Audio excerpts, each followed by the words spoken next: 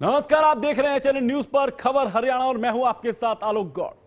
पलवल के Netaji Subhash Chandra Bose indoor stadium में रविवार को लोक माता देवी अहिल्याबाई होलकर की 301वीं जयंती के अवसर पर भव्य समारोह का आयोजन किया गया। इस कार्यक्रम में हरियाणा के कैबिनेट मंत्री विपुल गोयल और खेल राज्य मंत्री गौरव गौतम ने मुख्य अतिथि के रूप में शिरकत की। कार्यक्रम की शुरुआत से पहले हुड्डा सेक्टर 2 से लेकर इंदौर स्टेडियम तक विशाल शोभा यात्रा निकाली गई, जिसमें बड़ी संख्या में श्रद्धालु और स्थानीय लोग शामिल हुए। मुख्य अतिथियों का पारंपरिक पगड़ी पहनाकर भव्य स्वागत किया गया। बताते चलें, कैबिनेट मंत्री विपुल गोयल ने कहा कि सरकार द्वारा लोक माता देवी अहिल्याबाई होलकर के जन्म शताब्दी वर्ष को पूरे देश और प्रदेश में श्रद्धा के साथ मनाया जा रहा है। उन्होंने ये भी कहा कि अहिल्याबाई होलकर ने काशी विश्वनाथ, सोमनाथ, अयोध्या, मथुरा, गया और रामेश्वरम जैसे प्रमुख तीर्थ स्थलों पर मंदिरों का पुनर्निर्माण कर महत्वपूर्ण योगदान दिया। उन्होंने ये भी कहा कि महापुरुष किसी एक वर्ग के नहीं होते, बल्कि पूरे समाज के प्रेरणा स्रोत होते हैं। वहीं खेल राज्य मंत्री गौरव गौतम ने कहा कि देवी अहिल्याबाई होलकर धर्म, न्याय, सेवा और नारी शक्ति की प्रतीक थी। उन्होंने समाज से उनके आदर्शों पर चलने की अपील की और बताया कि बघेल समाज की ओर से देवी अहिल्याबाई होलकर भवन की मांग रखी गई है, जिस पर सरकार द्वारा विचार किया जाएगा।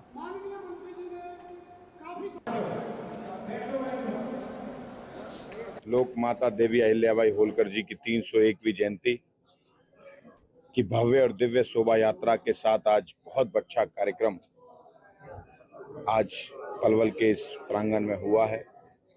लोक माता देवी अहिल्याबाई होलकर, जिन्होंने सनातन संस्कृति को, हिंदुत्व को, सेवा, न्याय और त्याग की ऐसी त्याग थी, मूर्ति थी, जिन्होंने समाज में एक सनातन को मजबूत करते हुए उनके संस्कारों पर, उनके आदर्शों पर ये समाज चले। आज उसको लेकर बहुत अच्छी झांकियां के साथ इसमें आज इंडोर स्टेडियम में कार्यक्रम हुआ है। मैं शुभकामनाएं, बधाई देता हूं कि ऐसे महापुरुष जिन्होंने समाज में अलग जगाने का काम किया, हम उनको नमन करते हैं, सत सत प्रणाम करते हैं कि उनके इन जयंतियों पर उनको याद करके उनके आदर्शों को, उनके संस्कारों पर चलने का काम करें। यही मेरी समाज से भी प्रार्थना है और आज ऐसी पुण्य आत्मा को श्रद्धांजलि और सत सत नमन करने का दिन भी है। आज कुछ मांगे हमारे देवी अहिल्याबाई होलकर जी के नाम से कोई भवन बने। वैसे बहुत सुंदर भवन एक खुशरूपुर गांव में है और अभी जगह में फिजिबिलिटी चेक करके हम जरूर इसको काम करेंगे। वहीं पलवल में भारतीय जनता पार्टी द्वारा पंडित दीनदयाल उपाध्याय प्रशिक्षण महाअभियान के तहत 2 दिवसीय प्रदर्शनी और प्रशिक्षण शिविर का आयोजन किया गया। सेक्टर 2 स्थित SPS इंटरनेशनल स्कूल में आयोजित कार्यक्रम में हरियाणा के खेल राज्य मंत्री गौरव गौतम मुख्य अतिथि के रूप में मौजूद हुए। इस दौरान भाजपा पदाधिकारियों और कार्यकर्ताओं को केंद्र और प्रदेश सरकार की जन कल्याणकारी योजनाओं और उपलब्धियों की जानकारी दी गई। खेल राज्य मंत्री गौरव गौतम ने कहा कि प्रशिक्षण शिविर का उद्देश्य पार्टी संगठन को मजबूत बनाना और कार्यकर्ताओं को समाज में सरकार की नीतियों को प्रभावी ढंग से पहुंचाने के लिए तैयार करना है। उन्होंने कहा कि भाजपा एक कैडर आधारित और कार्यकर्ता संचालित पार्टी है, जहां कार्यकर्ता ही संगठन की सबसे बड़ी ताकत है। प्रशिक्षण के माध्यम से कार्यकर्ताओं को पार्टी की नीति, नियत और नेतृत्व के बारे में विस्तार से बताया गया। ये संवेदनशील सरकारें जब होती है तो इस प्रकार का काम करती है के माध्यम से, कौशल के माध्यम से। आज और कल 2 दिन के लिए हमारे भारतीय जनता पार्टी जिला पलवल द्वारा प्रशिक्षण वर्ग समय समय पर भारतीय जनता पार्टी के कार्यकर्ताओं को प्रशिक्षित करने का, सबके मिलजुल कर जन कल्याणकारी योजनाएं मोदी सरकार की और नायब सिंह सैनी सरकार के चल रहे हैं, उनको नीचे तक कैसे पहुंचाया जाए, अपनी विचारधारा को नीचे तक कैसे पहुंचाया जाए और समाज में एक अच्छा वातावरण रखते हुए जो सरकारें काम कर रही हैं, नीचे तक पार्टी की नीति, रीति और सरकार की नीति, नियत, नेतृत्व तीनों की बात पहुंचाकर समाज में एक अच्छा संदेश देने का काम इन प्रशिक्षण वर्ग के माध्यम से भारतीय जनता पार्टी पूरे देश भर में कर रही है। आज से हमारा प्रशिक्षण चालू पंडित दीनदयाल उपाध्याय महाअभियान प्रशिक्षण 2026 में पलवल में आज 30-31 में आज स्टार्ट हुआ है। और इसमें मुख्य रूप से हमारे शुरुआत हमारे माननीय राष्ट्रीय महासचिव अरुण सिंह जी आए थे, उन्होंने शुरुआत करी थी, उन्होंने पहला वर्ग लिया था। उसके बाद माननीय गौरव गौतम जी, विधायक जी, सभी इसमें बड़े बड़े लोग, हमारे प्रभारी जी, सह प्रभारी जी लोग आगे हैं, यहाँ प्रशिक्षण देंगे। हमारा जो यही है कार्यकर्ताओं के लिए जो भी हमारा अभियान होते हैं, पार्टी के अभियान होते हैं, पुराने हो गए नए हो गए, सब चीज़ की एक प्रशिक्षण है। वहीं कुरुक्षेत्र की जाट धर्मशाला में भारतीय किसान यूनियन की अहम बैठक आयोजित की गई, जिसमें भारत और अमेरिका के बीच प्रस्तावित ट्रेड डील को लेकर किसानों ने गंभीर चिंता जताई है। बैठक में हरिद्वार में होने वाले 3 दिवसीय राष्ट्रीय किसान चिंतन शिविर को लेकर भी चर्चा की गई, जिसमें देश भर से किसान शामिल होंगे। बैठक के बाद किसानों ने अमेरिका डिप्यूटेशन का पुतला फूंककर प्रस्तावित ट्रेड डील का जोरदार विरोध किया। जो तस्वीर हम आपको दिखा रहे हैं, किसान नेता गुरनाम सिंह चढ़ूनी ने कहा कि इस डील से भारतीय कृषि और किसानों पर प्रतिकूल प्रभाव पड़ेगा और देश को नुकसान होगा। उन्होंने चेतावनी देते हुए कहा कि यदि यह डील रद्द नहीं की गई तो बड़े स्तर पर आंदोलन किया जाएगा। उन्होंने सरकार से इस ट्रेड डील को तुरंत वापस लेने की मांग की है और कहा है कि किसानों के हितों की अनदेखी किसी भी सूरत में बर्दाश्त नहीं की जाएगी।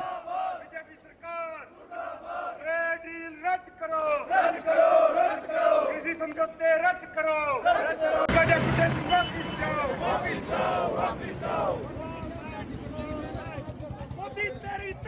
इस डील को लागू नहीं होने दिया जाएगा।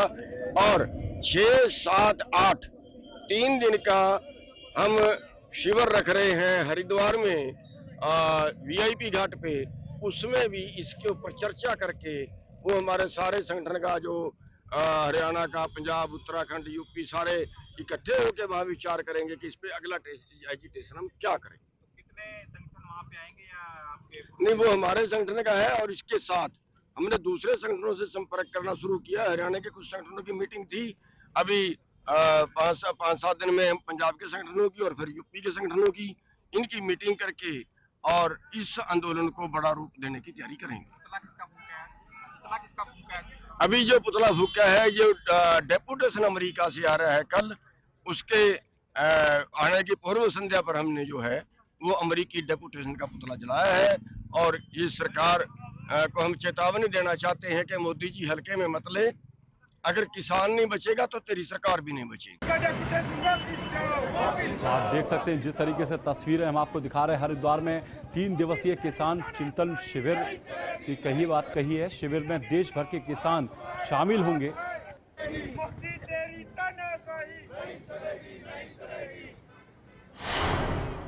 वहीं ओल्ड पेंशन स्कीम यानी ओपीएस की बहाली को लेकर कर्मचारियों का आंदोलन एक बार फिर तेज होता दिखाई दे रहा है। कैथल में आयोजित प्रेस वार्ता के दौरान प्रदेश अध्यक्ष विजेंद्र धारीवाल ने पुरानी पेंशन योजना को बहाल करने की मांग जोरदार तरीके से उठाई है। उन्होंने कहा है कि नई पेंशन व्यवस्था कर्मचारियों के भविष्य को सुरक्षित नहीं करती, जबकि ओल्ड पेंशन योजना सेवानिवृत्ति के बाद भी आर्थिक सुरक्षा प्रदान करती है। प्रेस वार्ता के दौरान उन्होंने घोषणा की है कि कर्मचारियों की मांगों और जनगणना जन जागरण के उद्देश्य से 2 जून को कैथल में साइकिल यात्रा निकाली जाएगी। इस यात्रा के माध्यम से सरकार तक कर्मचारियों की आवाज पहुंचाने का प्रयास किया जाएगा। विजेंद्र धारीवाल ने प्रदेश भर के कर्मचारियों, पेंशनरों और सामाजिक संगठनों से इस अभियान में सहयोग की अपील की है। उन्होंने कहा है कि कर्मचारियों ने अपना पूरा जीवन सरकारी सेवा को समर्पित किया है, इसलिए बुढ़ापे में उन्हें आर्थिक असुरक्षा का सामना नहीं करना चाहिए।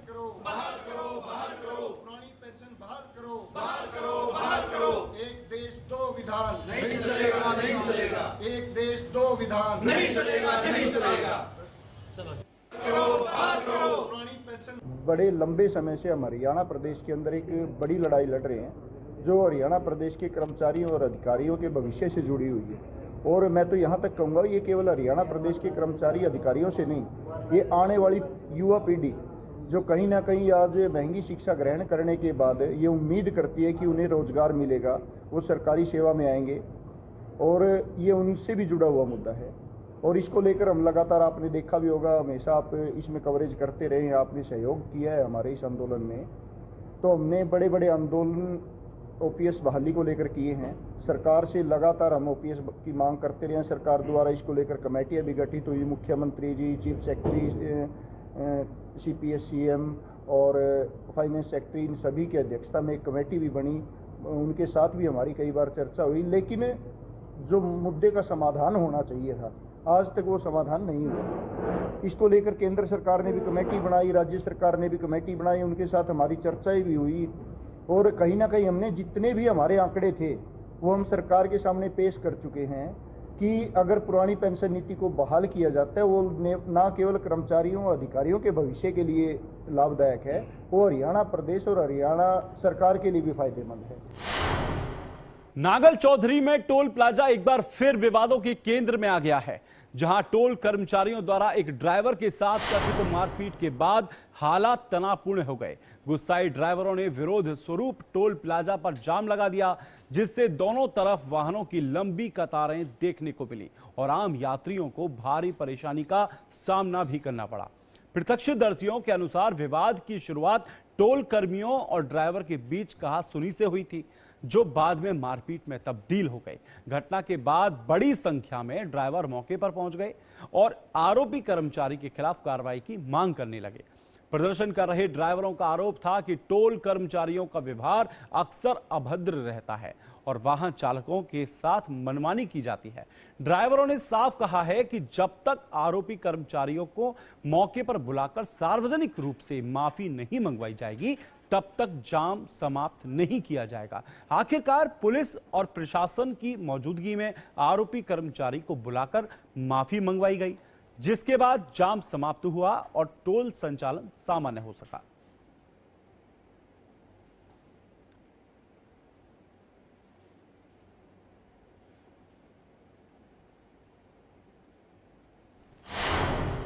फिलहाल वक्त हो चला है छोटे से ब्रेक का, जल्द लौटेंगे।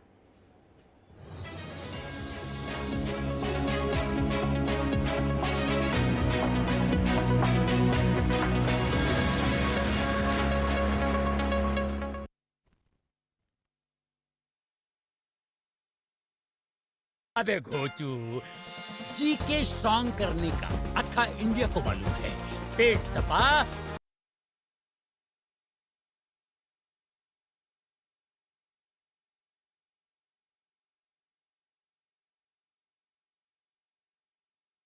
प्रदेश सरकार के बेहतरीन प्रयासों और कल्याणकारी योजनाओं से आज राज्य में कृषि उत्पादन में वृद्धि के साथ साथ किसानों की आय भी बढ़ी है। उत्तराखंड के मिलेट को सुपरफूड के रूप में बड़ा बाजार और विशेष पहचान देते हुए मिलेट न्यूट्री हब बनाने की दिशा में सरकार तेजी से काम कर रही है। नई मिलेट नीति के तहत मंडुआ, झंगोरा, कौड़ी, चीणा और रामदाना जैसी पौष्टिक फसलों को बड़े स्तर पर प्रोत्साहन दिया जा रहा है, जिससे किसानों को अपनी उपज का बेहतर मूल्य प्राप्त हो रहा है। बोए गए क्षेत्र का सिंचित हिस्सा बढ़कर 55% हुआ। सिंचाई क्षमता बढ़कर 1020 हेक्टेयर पहुंची। खाद्यान्न उत्पादन बढ़कर 19.40 लाख मीट्रिक टन हुआ। तिलहन उत्पादन 22,157 मीट्रिक टन, 53% की हुई वृद्धि। गन्ने की औसत उपज बढ़कर 884 क्विंटल प्रति हेक्टेयर तक पहुंची। जैविक खाद का उत्पादन 4.72 लाख मीट्रिक टन तक पहुंचा। कृषि उत्पादन से लेकर विपणन तक सहायता प्रदान करने के साथ ही किसानों को खाद, बीज और उपकरणों की खरीद पर सब्सिडी दी जा रही है। किसानों की समृद्धि के साथ सर्वोत्तम उत्तराखंड का सपना पूरा करते हुए प्रदेश सरकार ग्रामीण अर्थव्यवस्था को मजबूत करते हुए फल, पुष्प, सब्जी और मसाला क्षेत्रफल विस्तार, मशरूम उत्पादन और पॉली हाउस निर्माण में जहां नई पहचान दे रही है, वही कृषि क्षेत्र में भरपूर बजट देकर किसानों की खुशहाली की राह को आसान बनाया है। संवर रही खेती, निखर रही किसानी, आर्थिकी का जरिया बन रही बागवानी। अब भी मजा आएगा ना वीडियो। पेट दबा, रोग दबा, सबको पता, फिर तुझको नहीं क्यों है पता। अरे पेट सफा, हर रोग।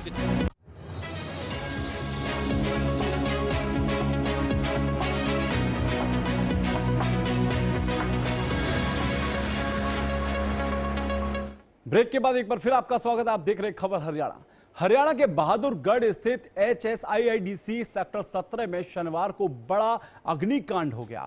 यहां गद्दा और जूता बनाने वाली 2 फैक्ट्रियों में अचानक भीषण आग लग गई।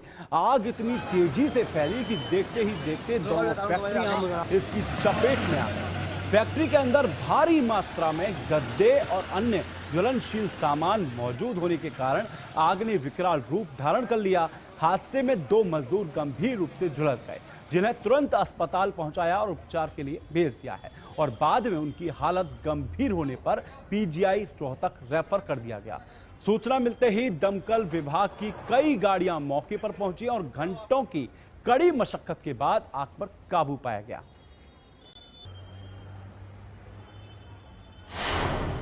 वहीं हरियाणा के पलवल जिले के गांव दुधौला में गौ संरक्षण और संवर्धन को लेकर एक बड़ी पहल की गई है। ग्राम पंचायत दुधौला द्वारा 21 एकड़ भूमि में आधुनिक गौशाला का निर्माण कराया जाएगा, जिसका विधिवत शिलान्यास रविवार को सरपंच सुनील कुमार और ग्राम पंचायत के सहयोग से किया गया। आज मेरे पास कुछ कहने के लिए शब्द नहीं है, इतना मन प्रफुल्लित है और खुशी का दिन है। और सनातन धर्म के लिए एक गौशाला का निर्माण जो होने जा रहा है, आने वाली पीढ़ियों के लिए और मेरे गांव बस्ती के लिए जो एक सौभाग्य कहूंगा मैं, मेरे लिए और मेरे गांव के लिए, कि गौशाला का निर्माण जो होने जा रहा है वो मेरे गांव के लिए भी बड़े सौभाग्य की बात। हम अपने आसपास के जो भी 50-40 गाँव हैं, उनमें जो भी लावारिस जो गायें हैं, बीमार हैं, जो किसानों के द्वारा या गौपालकों द्वारा छोड़ी गई हैं, उनको यहाँ बुला के उनकी सेवा करेंगे और किसानों को, गौपालकों को नस्ल संवर्धन पे काम करने के लिए प्रेरित करेंगे। उससे हम बड़ी राहत मिल पाएगी हमें। नहीं तो किसान क्या है कि 4 से 5 महीने गौ माता दूध दे पाती है और किसानों को जानकारी ना होने की वजह से, गौपालकों को, तो नस्ल पे हम विशेष काम करेंगे। जो हमारी भारतीय नस्ल है, जो हमारी हरियाणवी नस्ल है, वो काफी लंबे टाइम तक दूध देती हैं और उनका दूध बड़ा। जो सुनील सरपंच ने जो इन्होंने ये गौ माता के लिए गौशाला की जो पहल की है, ये बहुत ही अच्छी पहल है। इसमें जो भी पशु जैसे बेसहारा घूम रहे हैं, छोड़ देते हैं लोग, उनको ला करके यहाँ, और पहले से ही कम से कम 2 साल से अपने खर्चे के ऊपर सरपंच जी जो है कम से कम 50-60 जो पशुधन है उनको लेकर के चला रहे हैं, अपने खर्चे पे चला रहे हैं अभी तक। अब ग्राम बस्ती इनके पूरी सहायता सहयोग देगी और जो 21 एकड़ का ये हमारी जो पहल है, हमारे जो एरिया में अभी तक इतनी बड़ी गौशाला कहीं नहीं है। जो चारा के लिए सरपंच साहब ने जो पहल की है, हम इनका तहे दिल से धन्यवाद करते हैं। यह हर्ष का विषय है, क्योंकि गऊ के एक एक उसमें गोबर में भी, पेशाब में भी, सींगों में भी, त्वचा पे भी हाथ फेरने से हजारों प्रकार की बीमारियां दूर होती हैं। गऊ के गोबर से कैल्शियम मिलता है हमें। हाथ भी लगाएंगे, गोबर को उठाएंगे तो उससे हमें कैल्शियम मजबूत, हमारी हड्डियां मजबूत होती हैं। तो इसलिए इसके असंख्य गुण हैं। वहीं हरियाणा के पंचकुला स्थित रामगढ़ इलाके में आज टर्मिनल बैलिस्टिक्स रिसर्च लैबोरेटरी यानी TBRL रेंज में हाई कैलिबर बम का ट्रायल किया गया। परीक्षण को देखते हुए सुरक्षा एजेंसियां और स्थानीय प्रशासन पूरी तरह अलर्ट मोड पर नजर आया। आसपास के गांव के लिए पहले ही सख्त एडवाइजरी जारी की गई थी, जिसमें लोगों से निर्धारित क्षेत्र से दूर रहने और प्रशासन की निर्देशों का पालन करने की अपील की गई। हाँ जी, ये हमारे TBRL रेंज पड़ती है रामगढ़ चौकी एरिया के अंदर। तो गवर्नमेंट की तरफ से हमें आदेश आए थे कि DRDO यहाँ पर एक हाई कैलिबर बॉम्ब है, उसका परीक्षण करना है आज उन्होंने। तो 10:30 से 12:30 का टाइम रखा हुआ है। तो हमने कल भी जैसे पूरे इलाके के अंदर हमने गश्त करके लोगों को, आमजन को ये भी अपने घर के अंदर रहें, सुरक्षित रहें, तो कहा था, इसी की अपील की थी। तो आज भी जैसे टाइम हो चुका है तो हम पूरे एरिया के अंदर गश्त कर रहे हैं और जहाँ भी मैंने अब लोग, कईयों को जैसे दुकानें अब खुली पाई गई हैं उनको बंद करवाया गया है और ऐसे और भी, और लोगों को जागरूक कर रहे हैं कि आप अपने घर में सुरक्षित रहें ताकि किसी तरह की कोई भी नुकसान ना हो पाए। हाँ जी, ये हमारे पलवल पुलिस ने महज 4 दिनों के भीतर तीसरा एनकाउंटर कर अपराधियों के खिलाफ बड़ी कार्रवाई को अंजाम दिया है। इस बार क्राइम ब्रांच पलवल टीम ने दिल्ली बड़ौदा एक्सप्रेसवे पर व्यापारी से 30 किलो चांदी और 8 लाख रुपए की लूट के मुख्य आरोपी मुस्तकीम को मुठभेड़ के बाद गिरफ्तार किया है। ये हरियाणा पुलिस द्वारा एक अपराधियों को पकड़ने के लिए एक मुहिम चलाई हुई है।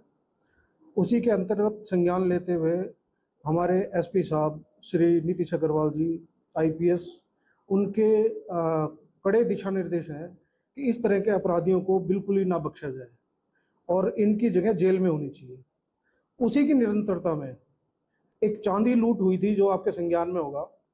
उसी चांदी लूट के आरोपियों को पकड़ने के लिए इंस्पेक्टर रविंदर के अंडर में एक टीम गठित की गई। उस टीम द्वारा कल बीती रात एक आरोपी को मुठभेड़ में काबू किया गया है, जिससे कि एक देसी कट्टा, एक जिंदा रोंद और 2 कारतूस बरामद हुए हैं। यमुनानगर में तेज आंधी और तूफान के चलते बड़ा हादसा होते होते टल गया। कलेसर गांव के पास पोंटा साहिब जगाधरी नेशनल हाईवे पर एक विशालकाय पेड़ अचानक सड़क के बीचों बीच गिर गया, जिससे हाईवे की दोनों लेन पूरी तरह बंद हो गई। देखते ही देखते सड़क के दोनों ओर वाहनों की लंबी कतारें लग गईं और करीब 3 घंटे तक यातायात पूरी तरह प्रभावित रहा है। ट्रक, बस, कार और 2 पहिया वाहन जाम में फंसे रहे। वहीं भीषण गर्मी और उमस के बीच यात्रियों को भारी परेशानी का सामना करना पड़ा। सूचना मिलने पर वन विभाग की टीम मौके पर पहुंची और काफी मशक्कत के बाद पेड़ को काटकर सड़क से हटाया गया। 1 घंटे से लगे होंगे, मतलब फोन पे फोन किए जा रहे हैं, बट हमें लगा 3-4 घंटे लग जाएंगे इन्हें साफ करने में, बट तो बहुत जल्दी आ गए। अच्छा, हम टॉन्स रिवर वहाँ पे हमारी कैंप साइट, हम वहां से निकले थे, हम दिल्ली के जा रहे थे। फ्लाइट है हमारी 7-8 से। अच्छा, तो तब जल्दी हो जाएगा खाली, तब निकलेंगे अब। वहीं कुरुक्षेत्र के लोकनायक जयप्रकाश जिला नागरिक अस्पताल यानी LNJP हॉस्पिटल से बेहद शर्मनाक मामला सामने आया है। यहां एक कंसल्टेंट डॉक्टर पर अस्पताल में भर्ती नाबालिग लड़की के साथ दुष्कर्म करने के गंभीर आरोप लगे हैं। आरोप है कि डॉक्टर ने पहले नाबालिग को अपने अंडर अस्पताल में भर्ती कराया और फिर ओपीडी रूम में कई बार उसका यौन शोषण किया। बताया जा रहा है कि नाबालिग को 29 मई को फीमेल वार्ड में भर्ती कराया गया था। बाद में तबीयत बिगड़ने और ज्यादा ब्लीडिंग की शिकायत पर उसे इमरजेंसी में शिफ्ट किया गया, जहां उसने अपने साथ हुए कथित यौन शोषण का खुलासा किया है। अस्पताल की गायनोलॉजिस्ट की रिपोर्ट में भी मल्टीपल टाइम सेक्सुअल असॉल्ट का जिक्र बताया जा रहा है। इस पूरे मामले में डॉक्टर शैलेंद्र शैली पर पहले भी गंभीर आरोप लग चुके हैं। वहीं मीडिया ने जब पुलिस से बात करनी चाही तो पुलिस अधिकारियों ने कैमरे के सामने कुछ भी कहने से इनकार कर दिया।